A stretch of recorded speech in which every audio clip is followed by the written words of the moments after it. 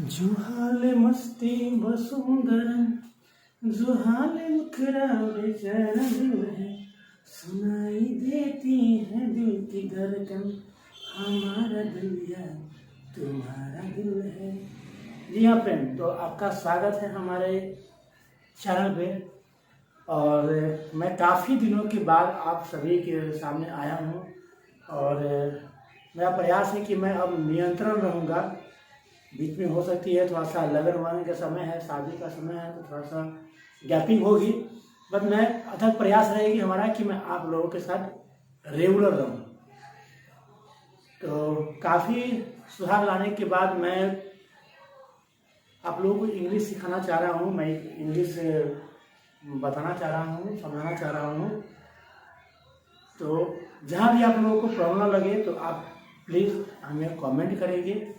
मैं बिल्कुल बेसिक से आप लोगों को इंग्लिश आज बताऊंगा, बिल्कुल जीरो से। जिसको इंग्लिश आता ही नहीं है, जिसको पढ़ने साफ नहीं आता है, इंग्लिश बिल्कुल ही जीरो है, उसको ABCD भी बुझने नहीं आती है, मैं वैसे लोगों को आज इंग्लिश बतलाना चाह रहा हूँ, समझाना चाह रहा हूँ। तो आप बिल्कुल ही कॉपी और कलम या पेंसिल लेकर के आप लोग बैठ जाइए और इसको नोट कर लीजिए। बहुत ही ज़बरदस्त और तरीके का आज मैं बताने जा रहा हूँ। एक नए तरीके से, एक नए रूल से मैं आप लोगों को बताने जा रहा हूँ। तो बिल्कुल घबराइए नहीं, पेंसिल और कॉपी कलम लेकर बैठ जाइए और समझने के लिए तैयार हो जाइए और बिल्कुल माइंड को कंसंट्रेट करके आप यहाँ समझेंगे, क्योंकि बहुत ही मज़ा आने वाला है और बहुत ही ज़बरदस्त का ये ट्रिक है। और एक अच्छे ट्रिक के माध्यम से मैं आप लोगों को इंग्लिश समझाना चाह रहा हूँ। अगर अच्छा लगे तो हमारे चैनल को सब्सक्राइब करिएगा, लाइक कीजिए और बेल आइकन को दबाना नहीं भूलिएगा।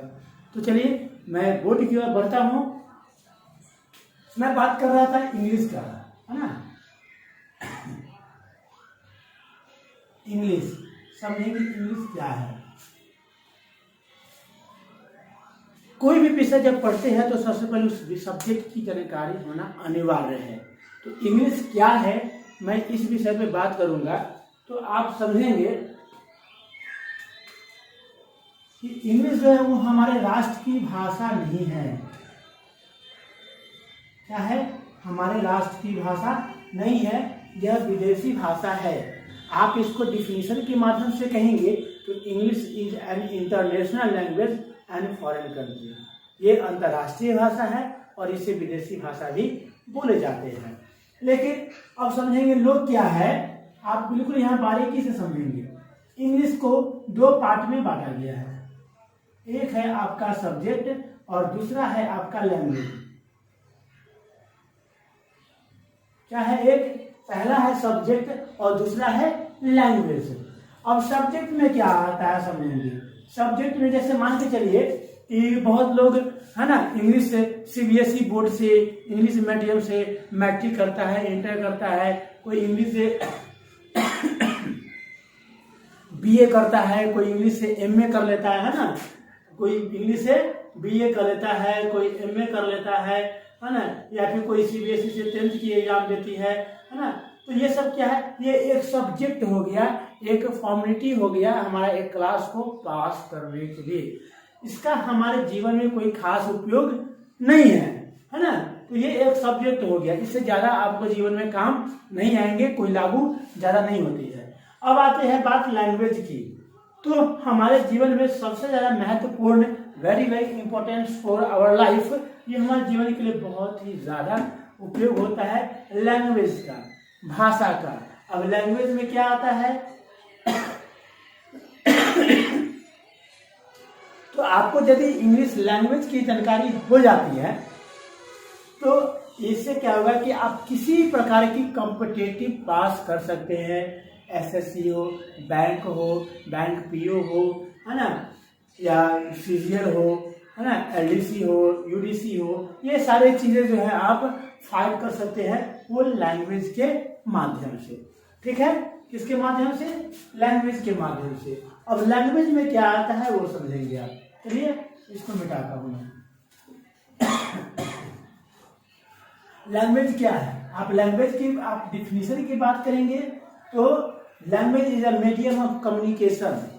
अपनी मन की विचारों को, भावनाओं को, अपनी बातों को हम दूसरे के सामने इंग्लिश के माध्यम से, अंग्रेजी के माध्यम से हम किसी के सामने पहुंचाते हैं, तो वो हमारा है क्या, लैंग्वेज। अब समझेंगे लैंग्वेज में प्रॉब्लम कहाँ आती है। लैंग्वेज में प्रॉब्लम कहाँ आती है, मैं इस चीज को समझाना चाह रहा हूं। अब समझिएगा लैंग्वेज क्या है। लैंग्वेज मतलब भाषा जो हम बोलते हैं। अभी इसकी उत्पत्ति हुई कहाँ से, तो आप समझेंगे। जैसे मान के चलिए कि कोई व्यक्ति जन्म लिया, ठीक है, क्या हुआ, कोई व्यक्ति जन्म लिया, तो बच्चा जब जन्म लेता है, कोई भी बच्चा जब जन्म लेता है तो उसको किसी भाषा की ज्ञान नहीं होती है। उसको इंग्लिश, हिंदी, मराठी, में किसी भी लैंग्वेज की, किसी भी भाषा की ज्ञान नहीं होती है ना। वो बच्चा सिर्फ कंठ से एक ही आवाज निकालता है ना। जब बच्चा को भूख लगती है तो वह रोने लगता है, जब उसको खेलने की इच्छा आती है तब रोने लगता है, जब उसको ठंडी लग रही है तो रोने लगता है, जब उसे गर्मी लग रही है तब रोने लगता है। क्यों? क्योंकि जो बच्चा जो जन्म होती है, जो जन्म लेती है, बर्थ है ना, उस वक्त उसको लैंग्वेज की ज्ञान नहीं होती है, उसको भाषाएं की ज्ञान नहीं होती है ना। तो वो सिर्फ अपने कंठों से, क्योंकि वो अपना ना जीभ चलाना जानता है, ना दांत तो होते ही नहीं है, ना होठ चलाना जानता है, वो सिर्फ अपने कंठों से आवाज निकालता है। तो ये हमारा जो कंठ, ये कंठ के द्वारा जो आवाज निकलती है, इसको बोलते हैं वोकल साउंड। क्या बोलते हैं? वोकल साउंड बोलते हैं, है ना। क्या बोलते हैं? Vocal sound. तो बच्चा क्या है, कंठ से निकालता है, भूख लग रहा है तो भी रो रहा है, हंस रहा है तो उसको खेलने की इच्छा है तो भी रो रहा है। तो जब कंठ से निकली ही जो ध्वनि है, जो साउंड है ना, वो हमारा क्या हो गया, वॉवेल हो गया। क्या हो गया हमारा, वॉवेल। इसको हिंदी में क्या बोलते हैं, स्वर बोलते हैं। क्या बोलते हैं, स्वर। तो कंठ से निकली हुई जो भी चीजें हैं, वह जो भी शब्द निकलती है, वो हमारा वॉवेल होता है। अब मैं बात करता हूं कॉन्सोनेंट का। तो क्या है, एक हमारा वॉवेल्स हो गया, दूसरा कॉन्सोनेंट का है। अब कॉन्सोनेंट कहां से निकलती है, तो आप समझेंगे कि consonant are sound with the help of lips, teeth, neck, mouth and body. हमें जब होठ की सहायता से, दांतों की सहायता से, जीभ की सहायता से, हमारे बॉडी का सहायता से जब कोई ध्वनियां निकलती है तो वो हमारा होता है क्या, कॉन्सोनेंट। आप लिख सकते हैं consonant is sound with the help of lips, mouth, tongue, teeth and body